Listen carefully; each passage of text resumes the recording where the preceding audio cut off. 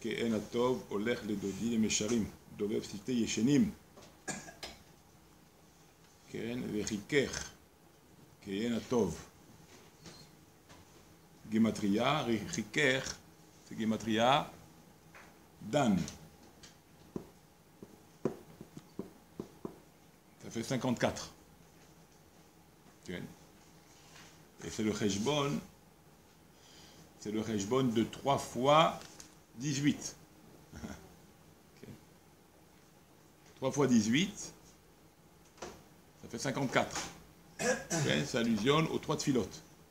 Ou bien zan, si on rajoute la 19e bracha, la minim et la malsinim, on obtient 57. Et ça fait zan. Okay. Ou zan et akol. D'ailleurs, c'est la ségoula pour avoir une bonne nourriture, comme on dit, avoir une bonne ségoula de parnassa, c'est de faire les 3 prières. 19 par 3, ça fait 57. 57, c'est zan. Zan et akol. Il nourrit tout le monde, d'accord? Zan. Ça fait 57. Ça fait...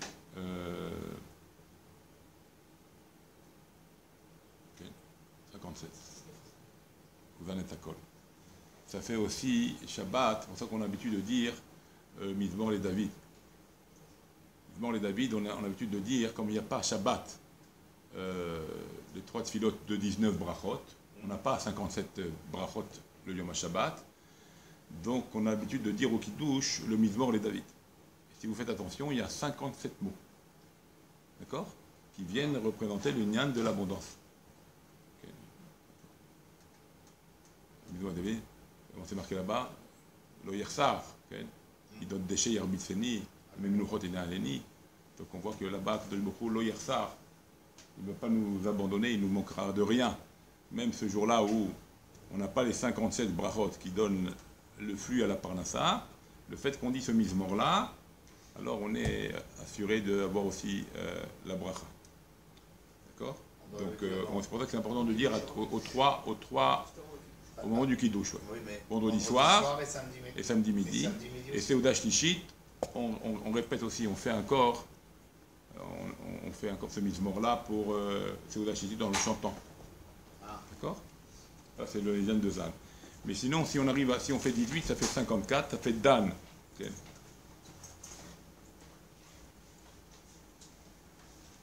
Okay. Le Chech, c'est quoi le Chech? C'est le palais, le Chech. Okay. Alors ça fait 18, ça fait 54, donc si on fait 18, hein, là ça sera 54, ça fait Dan.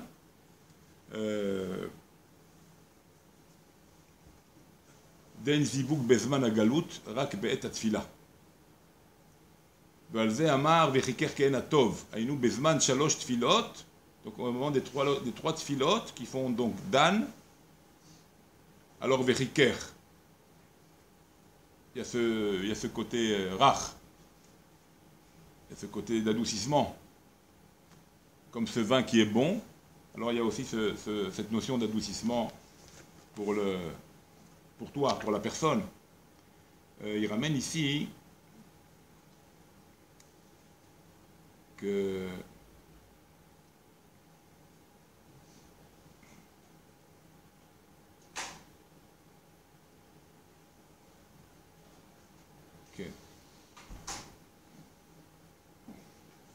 c'est pour les matek et agvurot, ce qu'on appelle. Vechiker, ke'en atov, oler. Parce que qu'est-ce que c'est le symbole du vin, hein? C'est le symbole du rouge. C'est le symbole du din. D'accord? Donc vechiker, ke'en atov, donc c'est pour adoucir les rigueurs. Donc les tfilotes sont là pour adoucir les rigueurs. D'accord? C'est bien adoucir. Donc les prières qu'on fait, les 3 prières, viennent adoucir la rigueur de Akadosh Bokhu. Et donc, Oler les dodi, les mesharim. Donc ça fait les matek. Oler les dodi, les mesharim. Pourquoi on appelle mesharim? Qui on appelle mesharim? On appelle les mesharim, on appelle, c'est les gvoot. Les rigueurs sont appelées les mesharim. Donc, grâce aux tfilot, on a adouci donc la rigueur. Donc les prières sont là pour adoucir et emmène au Ham Israël les demandes, la shefa, la bracha, la tzlacha, et ça adoucit les rigueurs. Si Hachem il était rigoureux sur nous, ce qu'on appelle midat ad-din, alors on a pu adoucir la chose. Okay. Comme on dit après, Ani les dodi, vedodili. Voilà, à ce moment-là, Ani les dodi, vedodili. Je suis, Ani les dodi, je suis pour mon bien-aimé, et mon bien-aimé est pour moi. Okay.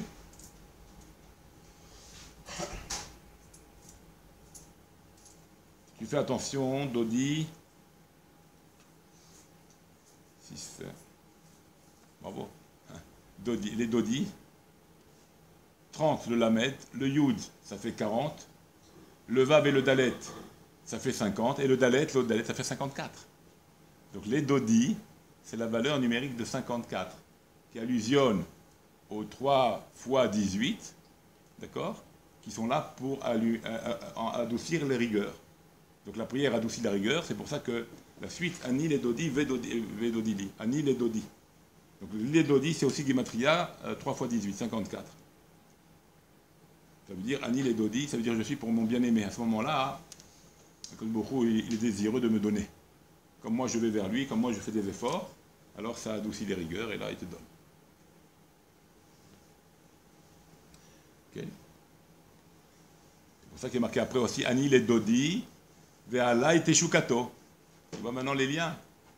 Ani les dodi, puisque j'ai fait maintenant ces efforts-là de prière, Ani les dodi qui sont 54, les dodi 54, donc j'ai fait ça, j'ai adouci sa rigueur. Alors ve'ala et teshukato. Et sur moi il porte sa tchouka. Et à moi il porte son désir. Vous voyez, tout se combine. Tout se combine dans le Shir HaShirim. T'as compris? Voilà. Et il y a fait ce qu'on appelle le zivoug, c'est-à-dire il y a un lien qui se fait, un zivoug, comme une union entre l'homme, entre qui nous dans nos prières, avec Akadosh Baruch Hu. D'accord? Surtout que là maintenant on arrive au Chodesh Elul. Okay. C'est le Chodesh Elul, c'est le Chodesh de la tchouva par excellence. D'accord? Je vous ferai un jour, j'avais fait un jour là-dessus extraordinaire. Je vais le reprendre, vous allez voir, je vais vous faire un bon petit jour sympathique sur ça, sur l'union du nom de Dieu dans son mois. Parce que à chaque mois, il y a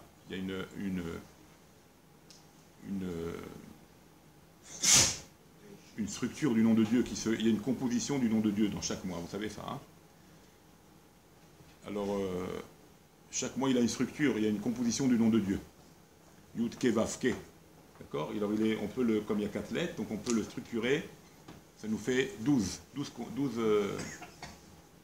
On pourrait appeler ça en français 12 composantes différentes, tu vois? Yud-Ke, Vav-Ke, et Yud, Vav, et. Il y a une tournante comme ça de 12 facettes du nom de Dieu, où le nom du mois de Elul il est extraordinaire. Ce qu'on va apprendre d'ailleurs, que toute l'allusion du verset qui est tiré, le nom de Dieu, dans ces Sof et Tevot, ce qui va rester en retirant le nom de Dieu de ces Sof et du verset, vous allez voir, ça va faire Bitchouva. C'est-à-dire que ce qui va rester en valeur numérique va être le sujet de la tchouva, par excellence. Donc Dieu, il attend la tchouva de l'homme. Bon, je vous ferai ça, c'est toute une composition, et ça vient, c'est pour ça que ça vient à la suite, le mois d'Elul, il vient à la suite du mois de Av et du mois de Tammuz et de Av. D'accord? Parce que dans les 4 lettres du nom de Dieu, dans Adnout, Aleph, Dalet, Nun, Yud, Aleph, Dalet, Nun, Yud, si tu l'écris en plein, d'accord, ça fait 12. Aleph, Lamet, P, 3. Vous avez compris? Dalet, ça fait Dalet, Lamet, Tav. Vous avez compris? Donc tu as 4 lettres, que chaque lettre se compose de 3 lettres, donc tu as 12 lettres, et chaque lettre correspond à un mois, d'accord? Qui correspond aux 12 tribus. Ça, il faut ajuster, d'accord? Aux 12 tribus. Et après, on va voir à quoi correspond le mois de... Il y a 12 constellations, non? Voilà, 12 constellations, bien sûr, 12 constellations. Et à quoi correspond le mois de Lout? Il vient en position Taf, du mot Dalet. Donc les mois précédents c'était Av et Tammuz et Elul, qui veut dire Dal, Dalet Lamet, de Dalet. Dalet Lamet, ça veut dire Dal, la pauvreté. Donc c'est des mois pauvres, Av et Tammuz et Av, c'est des mois pauvres. parce que c'est la force de Esav, on n'a pas de shrout. Mais vient le Dalet, qui est le mois de Elul, et vient faire le mot Dalet. Dalet, ça veut dire c'est la porte. La porte à quoi? Dans le reste du verset, qui veut dire la porte à la tchouva. Puisqu'on a été Av et Elul, Tammuz et Av, c'était la totale du mal qu'on a pu malheureusement... malheureusement. Et là, Dalet vient pour la réparation. On peut réparer, on peut faire tchouva, on peut s'améliorer. Et c'est la porte ouverte, c'est la porte à la tchouva. C'est le mois de Elul. Je vous ferai là-dessus sur un petit show. D'air demain, je vous prépare un petit truc très sympathique. Avec les mois, avec les lettres, avec les tribus. D'accord? Et ça tombe mamache avec le signe du zodiaque, là, voilà, la constellation de la Betula, qui est la Vierge. Okay.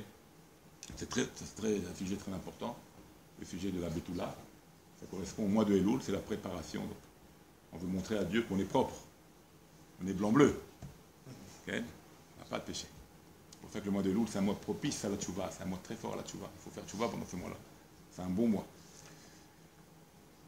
Bon, l'idée, je vais préparer ça, je ne vais pas vous le dire comme ça, c'est précis. D'accord? Alors il dit comme ça ici, on rajoute, on va continuer un petit peu ce qu'il nous raconte. Voilà. Donc là il nous dit que c'est chova, c'est une obligation à Israël de faire la prière. C'est une obligation pour nous les Juifs de prier les 3 prières, chaque jour, Sharit, Mincha et Arvit. D'accord? Indépendamment de ça, on a dans Sharit, Mincha et Arvit, on a le mot Shema. Donc il faut faire aussi Shema. Le Shema Israël doit se faire aussi également. Dans les 3 prières, on a l'allusion au Shema, qui est le Ol Malchut Shamaim, qui est le joug de Kadosh Baruch Hu. On reçoit le joug de Kadosh Baruch Hu dans le Shema Israël. Okay. À ton coucher, à ton Shorbecha Ufkumecha, donc 2 fois dans la journée, une le matin, un schéma le matin et un schéma le soir, pour s'acquitter de la Torah du jour d'Akadosh Baruch Hu. C'est pour ça que les femmes, bien qu'elles n'ont pas de mitzvah à cela, okay, ils ont la mitzvah de prier, mais pas de prendre le joug, quand bien même elles font le schéma. Parce que c'est comme quelque chose d'important de prendre le joug sur soi, même si la femme n'a pas d'obligation, c'est important qu'elle fasse le schéma. Il faudrait abaisser le rideau. Tu peux abaisser le rideau, il y a une femme qui est rentrée. Excuse-moi, il y a okay. Et ça, c'est le travail d'aujourd'hui, donc c'est la prière, ça remplace les corbanotes. Okay. Et comme on expliquait souvent que la prière, c'est Nikra Avoda, parce que le korban, comment s'appelle les corbanotes? C'est Der Avoda, ça s'appelle le travail. Alors aujourd'hui, la prière s'appelle aussi le travail, comme le dit la Maseret Tanit au Daf Zayin, la Gemara nous dit que Ezoït Tfila Shebalev, qu'est-ce qu'on appelle Avoda Shebalev, pardon. Okay. C'est marqué Ulovdo Bechol Levafrem.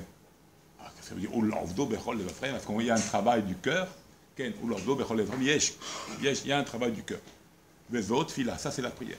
Donc la prière s'appelle un travail.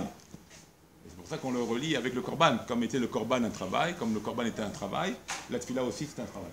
Alors quel serait le travail dans la tfila? Ben, le travail dans la tfila, c'est tout simplement, c'est faire la guerre, c'est faire un travail contre les Yetzirara, contre les Yetzarim. D'accord? D'ailleurs, les Chachamim nous disent que s'il n'y a pas de lutte, s'il n'y a pas une lutte pendant ta tfila, alors ta tfila n'est pas appelée un travail. Qu'est-ce qu'on appelle un travail? Quand tu sens une lutte avec ton cœur, entre ton Yetzer Tov et ton Yetzerara, il y a un combat, il y a un conflit au moment de sa prière. Pourquoi on a tellement de ségoulottes? À un tel point que ces ségoulottes-là sont marquées dans le Shulchan Aruch, que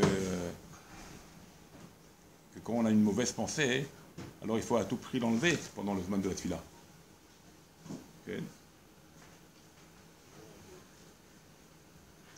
Faire un lavage. Hein? Il faut faire un lavage. Ouais. Avant de rentrer. C'est en haut, le lustre.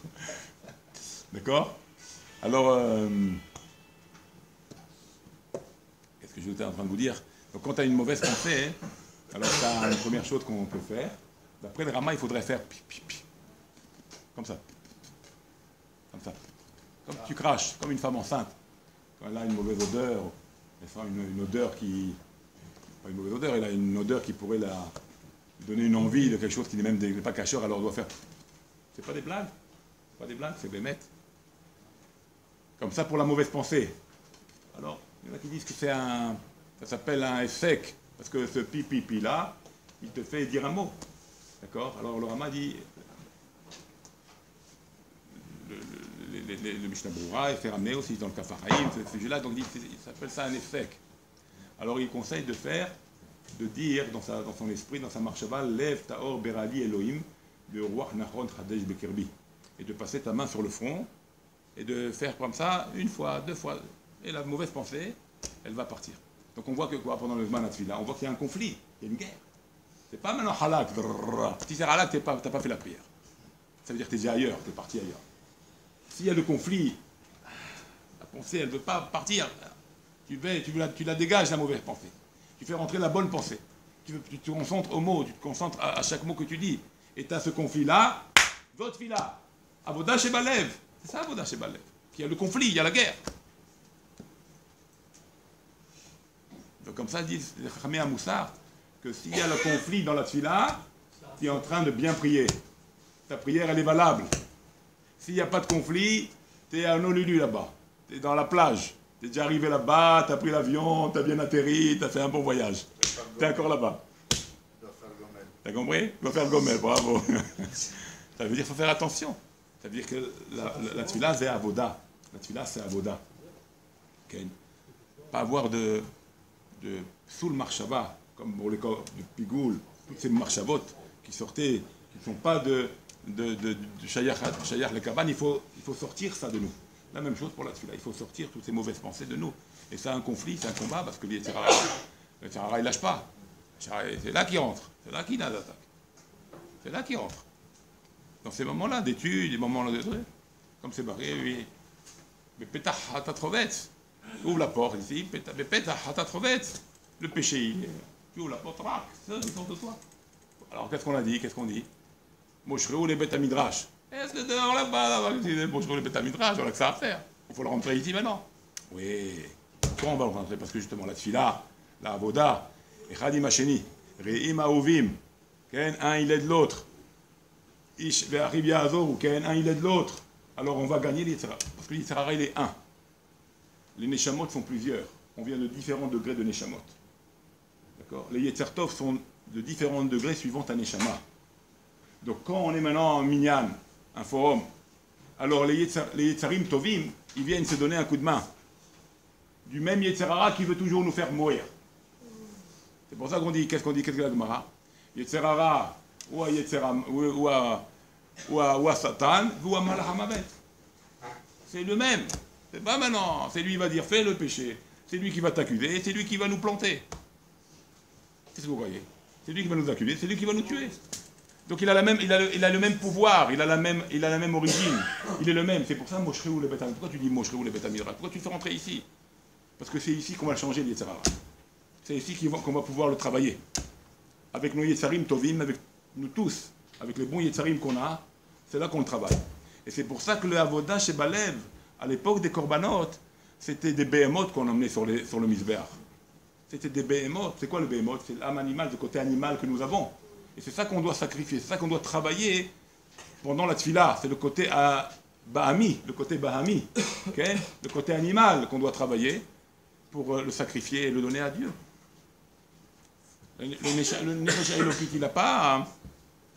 Il va augmenter le nefesh elokit par rapport au travail que tu as fait. Mais ce n'est pas sur le nefesh elokit que tu dois travailler. Le nefesh elokit, il est elokit, il est divin. C'est le côté animal qu'on doit travailler. Qu'on appelle le nefesh, le premier niveau. C'est lui qu'on doit travailler. Pas être pas être comme un... Tu vois le manger, on dirait que tu n'as jamais vu de manger, on dirait que le manger va se sauver. Comme ça je dis à mes enfants, quand le coca il est parti, le Coca-Cola. Le 1,5 litre ou le 2 litres qui est sur la table, ils vont se sauver. Qui c'est qui prend le premier, la bouteille de coca? Est-ce que ça va se sauver ça? Le bouillon de couscous, il va se sauver, il ne va pas se sauver. Le manger, il est calme, il va pas bouger. Alors pourquoi tu sautes sur ça la première? Attends, reste calme.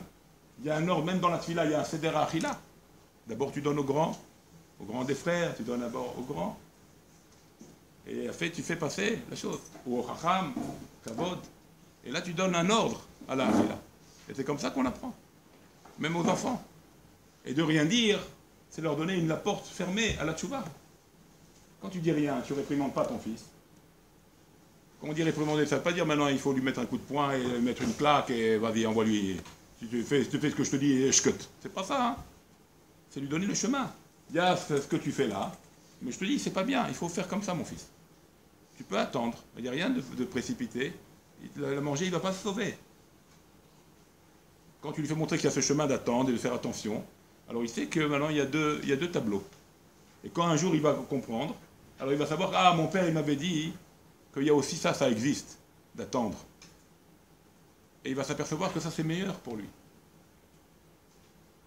D'accord? Et comme ça pour toutes les inyané à ta'avot, pour tous les sujets de ta'ava, de plaisir, de désir, d'envie, de vouloir. Ah, tiens. Chaque chose elle est kadesh et atzmecha mutarlach. Sanctifie-toi dans le permis. Dans le permis, on se sanctifie. Dans l'interdit, bien sûr qu'on ne touche pas. C'est interdit, c'est l'interdit. On ne parle pas de dire, là, ça commence pas. On ne se sanctifie pas dans l'interdit. Il n'y a pas de notion de se sanctifier dans l'interdit. L'interdit, c'est interdit. C'est un mur. Où on se sanctifie. Là où on fait les efforts. Où on va montrer à Dieu qu'on travaille le yetzer. Où on va montrer à Dieu qu'on travaille le côté bahami. C'est dans le permis qu'on travaille le yetzer. D'accord? C'est dans les choses permises. Dans le permis, là, tu fais montrer si tu appartiens à Dieu ou pas. Mil Hashem Elai. Là, à ce moment-là, tu dis Mil Hashem Elai. Qui vient avec moi? C'est là que tu montres. Alors, il faut faire des efforts à tous les niveaux. Et la prière, on a dit, la tfila, c'est Nyan d'Avoda, c'est un Avoda, donc c'est une lutte constante pendant les trois tfilotes. C'est une Nyan de Dan qui vient adoucir les gvurot. C'est pour ça que Vechiker Ke'en Atov, ça vient adoucir le Ye'en Atov. D'accord? Et ça donne la Shefa. Et si on rajoute la 19e bracha, ça fait 57. 57, c'est Zanet Akol. C'est une de Zanet Akol. La Kadosh Baruch Hu, il donne sa Shefa, son abondance, au Ham Israël. D'accord? Alors, Bezrat Hashem, on fasse des bonnes filotes. Comme ça, Kadosh Baruch Hu, il est heureux de nous. Il adoucit les gvurot.